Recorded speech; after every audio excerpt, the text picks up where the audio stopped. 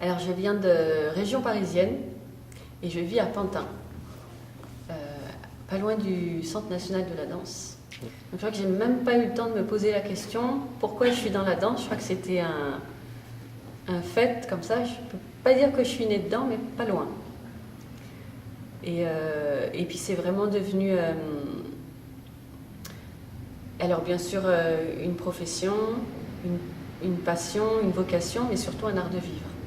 C'est-à-dire que j'ai l'impression que ce que je suis devenue humainement, je le dois en partie, alors en bien ou en mal, hein, je sais que tout n'est pas, tout n'est pas réussi, mais je le dois en partie aux expériences de vie que j'ai eues de par la danse. J'alterne entre la chorégraphie, la pédagogie et puis l'interprétariat. Et je trouve un équilibre entre les trois pôles. Pour moi, c'est très important.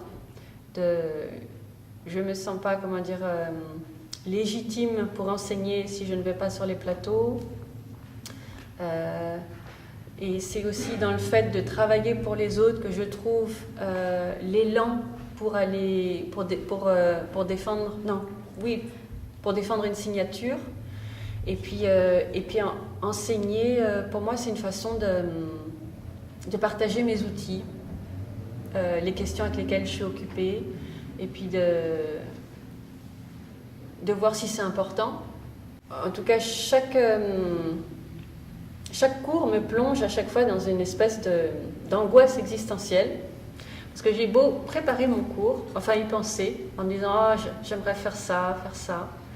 Je vois que le moment où les gens pénètrent comme ça dans la salle et sont devant moi, et ben, il se passe autre chose. Et je me dis qu'il faut que j'oublie tout ce à quoi j'ai pensé et que j'observe ce qui se produit et comment je peux ajuster, comment on peut être ensemble, créer la communauté.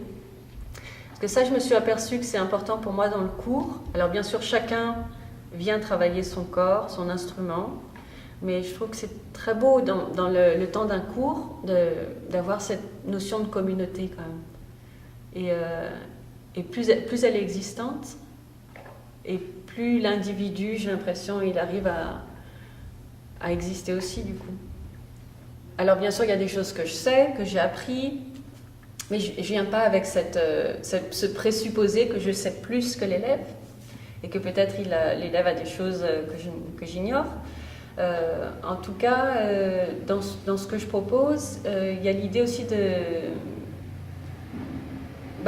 découvrir les choses au moment où on les fait. Voilà. Et que ça, peut-être, ça me ramène à mon expérience. Voilà. On fait une chose et je me rends compte, ça, il faut que j'active telle chose ou telle chose. Et là, je vais puiser dans ma valise. Alors, moi, ce qui m'a vraiment impressionnée ici, à Montréal, c'est l'énergie. Une énergie très positive, très accueillante, qui fait que les propositions, aussi saugrenues soient-elles, elles sont toujours accueillies avec une forme de bienveillance. Voilà. Ça ne doit pas passer par le filtre du jugement. Je sens qu'il y a toujours une forme d'humilité aussi, de se dire « c'est peut-être, on n'y a pas pensé, mais c'est peut-être intéressant ». Donc ça, quand on est du côté... Parce que le rapport de force, il n'est pas égal dans un cours. Et c'est très rassurant. C'est très rassurant, ça donne confiance, et ce qui fait qu'après, l'énergie, elle est fluide, elle circule bien. Voilà, donc ça, c'est quelque chose qui m'a beaucoup frappée et encouragée ici.